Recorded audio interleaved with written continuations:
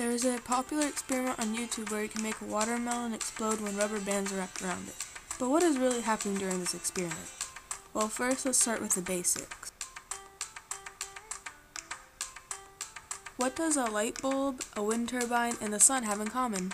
Energy. Energy is the ability to do work. There are many types of energy, but this experiment only focuses on two types. One type of energy is called potential energy. When an object stores energy as a result of its position, it has potential energy. For example, let's say there's a swing set. When the swing is in its usual position, there is no energy stored in it, so it has no potential energy. But if you pull it back, it stores energy and it has potential energy. The other type of energy in this experiment is kinetic energy. Kinetic energy is when an object has motion.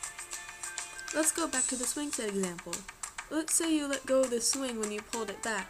The swing would have kinetic energy since it moved. Pressure is another key factor in this experiment. In physics, pressure is the force on an object that is spread over a surface area. For example, let's say you put a 10-pound weight on top of a balloon. Because of the pressure from the weight, the balloon will appear wider. Now that we've covered the basics, let's apply this information to the experiment. When watching the experiment, observe and record the different things happening, and try to answer the following questions.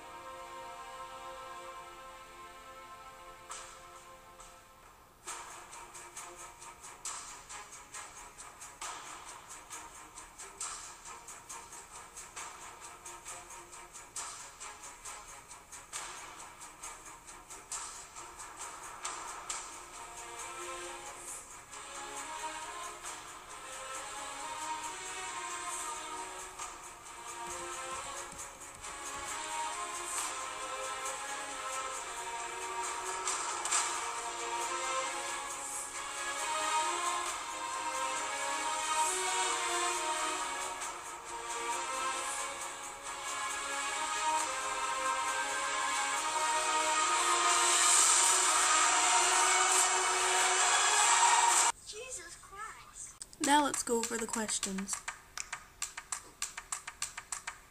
The potential energy in this experiment are the rubber bands. When they're wrapped around the watermelon, they have energy that's waiting to be released. The kinetic energy in this experiment is from when the melon starts to bulge, since it's moving, to when the rubber bands cut through the melon and contract. The pressure in this experiment is from the rubber band squeezing the watermelon. The melon is not the same shape as it was in the beginning. After each rubber band is in place, they start to contract and squeeze the watermelon.